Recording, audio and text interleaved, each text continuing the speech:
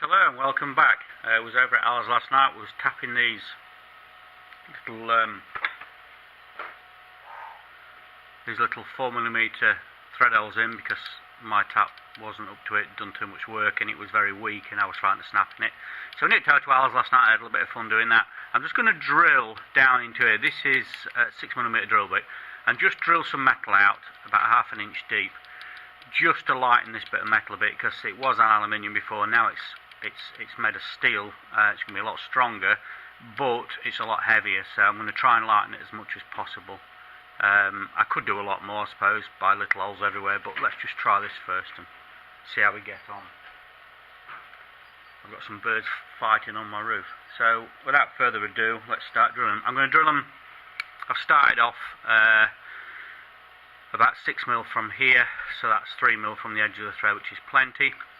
And then I'm going to go 8mm. I've just made some marks. I've sort of lined it just to have a quick look, but they'll slightly be out of wad. But I'll do it on the DRO. So we're halfway between. I've touched off this side, and then aft it on the y-axis on the DRO, which gives me 0 here. And then we're just going to go along 8mm and see how we get on. So without further ado, let's get going. Just get a little bit of cutting on it.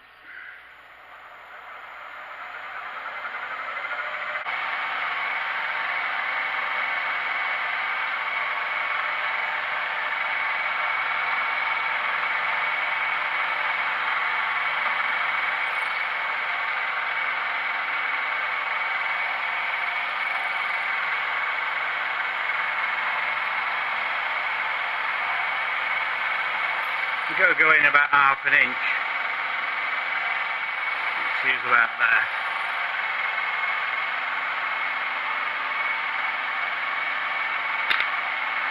That's one. We'll move over 8mm on the DRO. Just in making sure I was in millimetre there. I'll just take that one over another 8.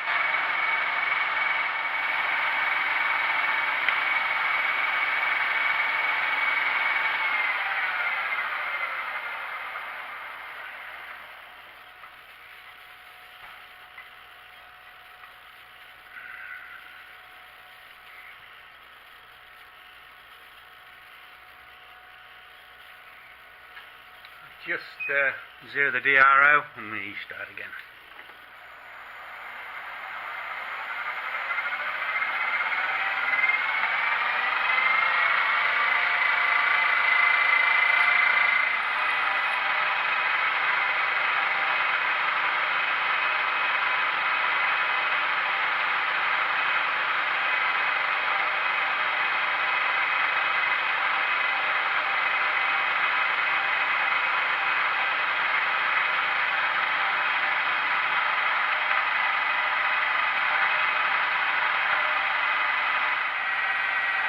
I'd love to try some of that cutting paste that you see the Americans use, and I keep meaning to try and find some and see how good it is.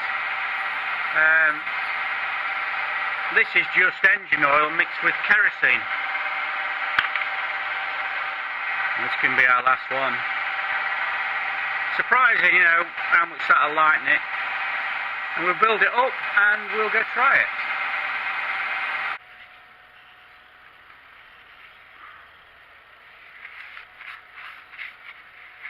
Move the camera and give it a little bit of a surprising the difference that's made. I probably should have just weighed it and then we'd seen that would have been a good sensible thing to do, wasn't it? I'd weighed it on my wife's kitchen scales or something. But that's surprising how that's lightened that. Right, I'll give it a blow out and we'll head over onto the table and have a look. Right, we want to build it up with Loctite.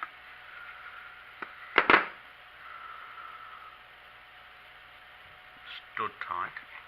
Right, so that's going to go on there like that, and looking better already. You don't need much on them.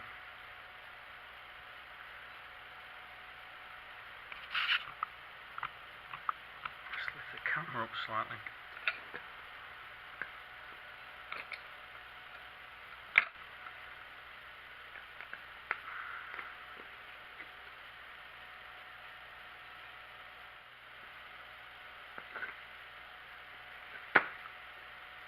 before we tighten everything really tight, we'll just make sure we're something like, I've changed these studs because these was they just made of cheese. That's what was in it, and I put some better 8mm in.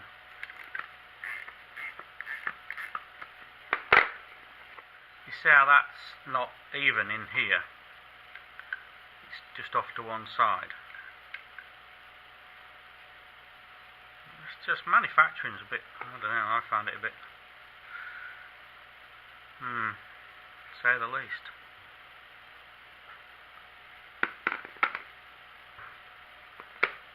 And I've not changed these holes here. This is original part. I've not changed these stud holes exactly where they were. So there's, I've not changed any angle on this whatsoever. It's exactly where it was. Put these small ones in. These are the ones that Al did last night. Tapped out for me. The reason I'm stud locking them is because when the machine goes off, there's an awful lot of stress goes through the machine, and we don't really want things coming apart, nor do we want things flying around. They're ever so dangerous piece of equipment. It's not something you want to buy a child or something to use on their own. Not that you would have a child using a shotgun, but you could have, and then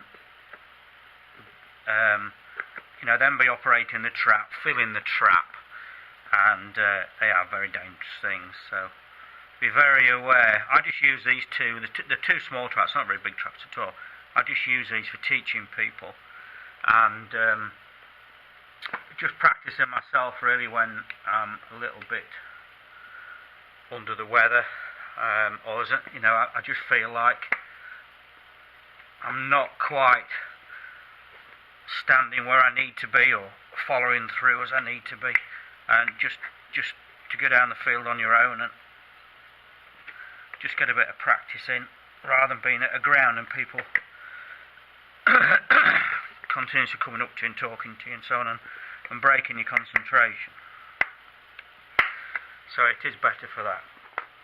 If you ever buy these flexi spanners like this, the snap-on ones, which these are not, they have a catch on them, so they click and hold in any position, like so on, and these don't, and they just tend to flex around and move around, and they're still okay, still get out a lot of trouble, but they're a little bit annoying. My son has all snap-on stuff, and to work with his tools is an absolute dream, to be fair. I know Al was giving him some stick yesterday about the drill bit, but I think that was Blue Point, and I do use Blue Point, they're a little bit cheaper. I do have some Blue Point stuff, and I find it excellent. But if you're a snap-on tool person, then you've got some good stuff. And if you're like my son, you've probably got about £50,000 worth. And they are steel bolts going into steel, so they're pretty good. Right, so that's assembled. It has made it a lot heavier. I mean, if you think about something that light compared to that, but we've made it as light as we possibly think we can. And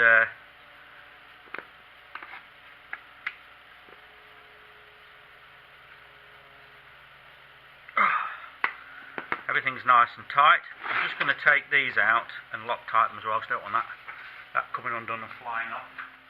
It'd be nice to have a radio on now, wasn't it, and listen to a little bit of music. Apparently YouTube police don't like that kind of thing. Can't say I know much about it, to be fair. This afternoon I'm going to build a stand for a press. I brought a press home from Al's, so there's another video for you. I'm building a stand for it. Don't tell Al I've nicked one of his presses, will you? I'll be welding a stand-up, making a welding a stand-up. And then I might, once I get the stand made, I might take it into the shop blasting bay and shot blast it and then paint it, make it look pretty.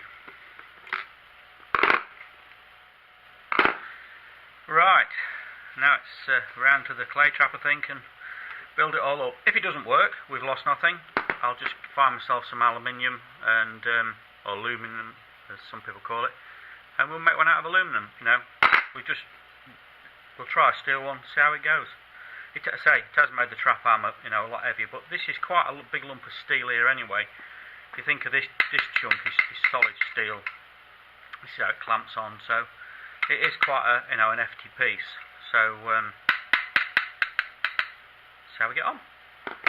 Right, we'll go fit it. Okay, let's see if we can build this baby back up.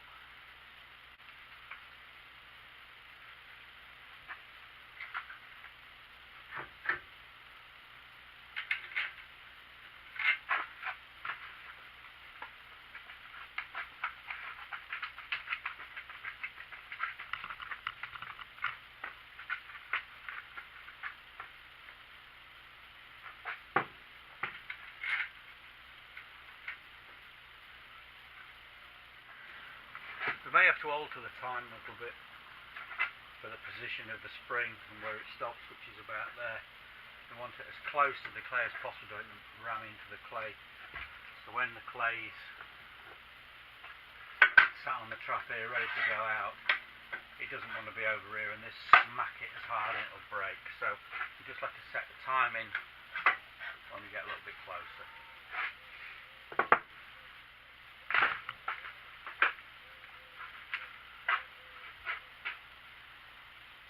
This is the part that the clay sits against. I've put on the bolts in it because it tends to come a little bit loose. The clay sits against that.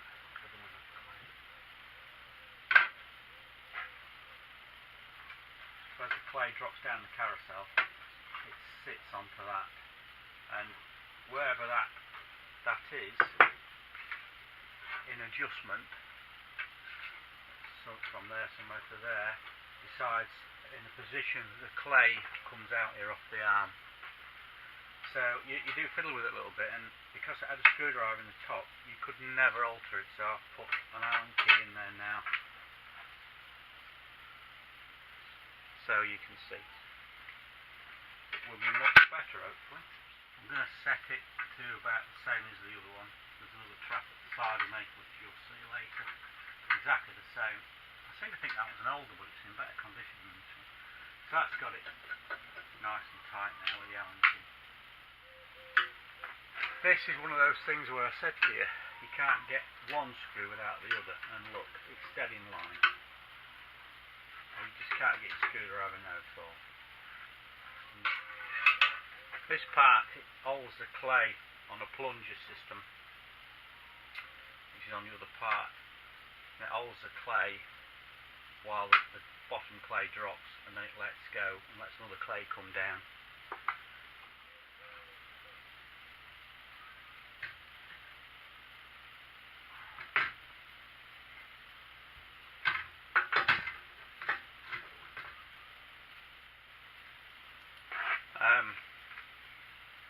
They make hundreds of these, and these are the spacers. You know, they're just washers. Wouldn't you have thought, with making so many, they would have made a spacer that thickness to fit in there rather than just clumping a load of washers together? I don't know. Just find it strange, really.